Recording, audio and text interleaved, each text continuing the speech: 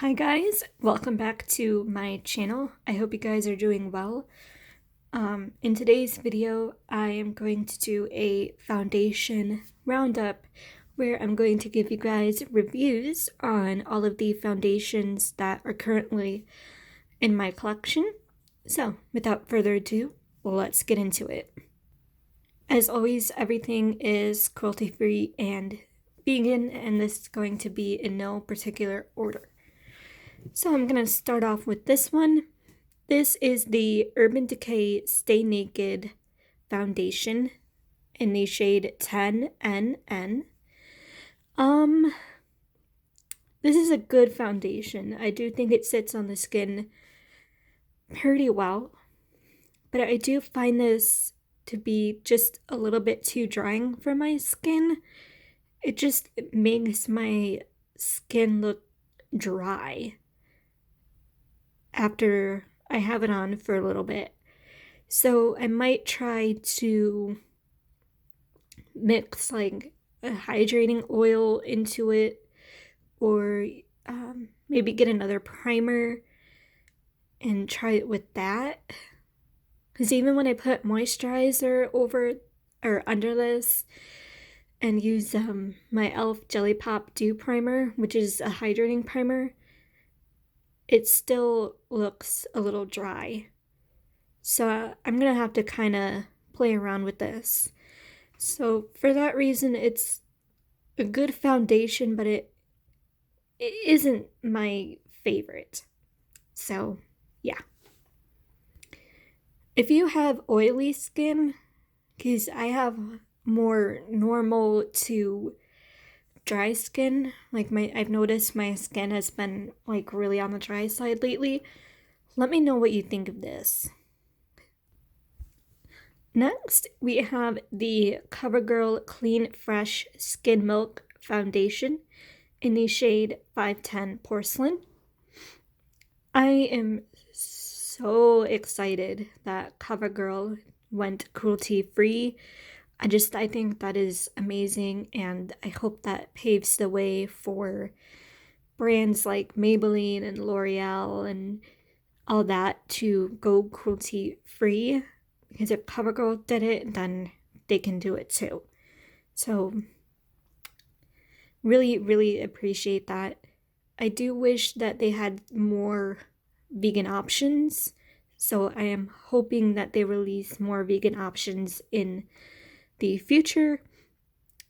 But they did just release this Clean Fresh collection, and I believe all of the products in it are vegan, including this foundation. So this is a pretty decent foundation. I think it wears pretty well on my skin.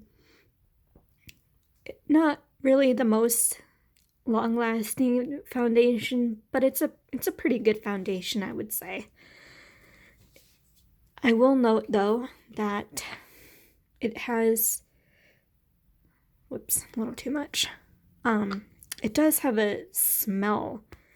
I don't know if anybody else has noticed it, but it's like a coconut vanilla kind of a scent to it. Like, it's not really coconut, but it's not really vanilla either. So that is one thing to note with this foundation. And another thing I want to note about this foundation is, at least for me, when I use it on my brush, I like to use this Pure brush. I don't exactly know what brush this is. It doesn't say, but it's from Pure. I like to use that for foundations. I like to go between that and my Real Techniques sponge. I felt like I had to really build this up, so I feel like I might go through this kind of quickly.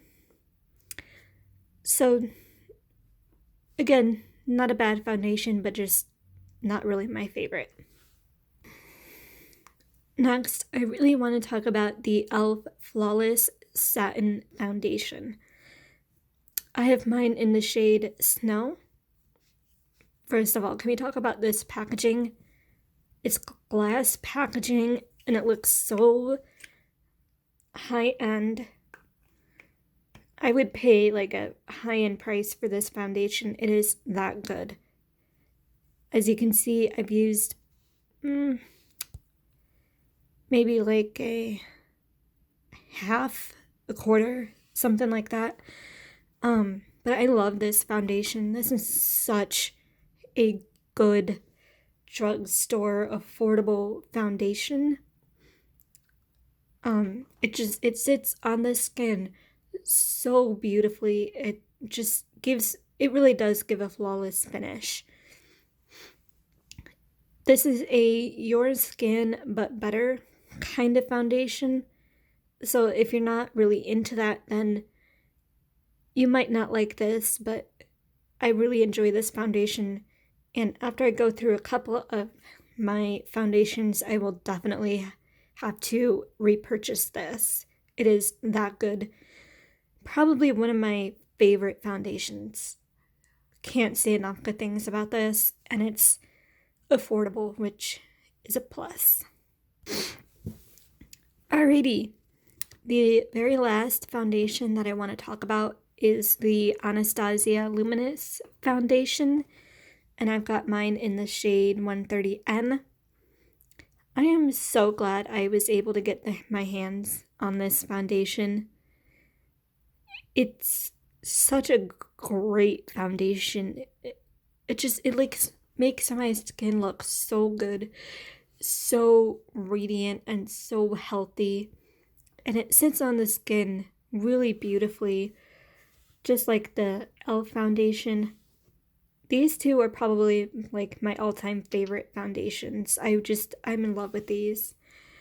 I've been reaching for this on a consistent basis, and I can't say enough good things about it. I really do love this foundation.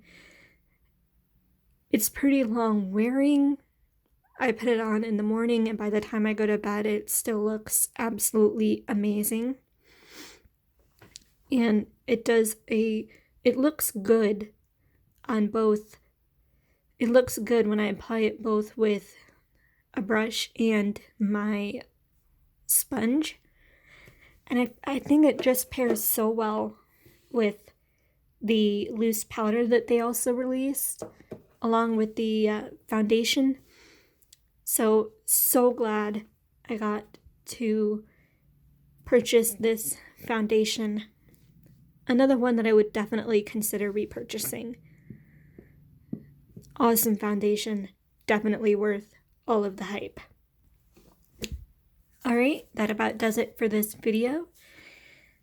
If you have used any of these foundations, I would love to hear your thoughts on them.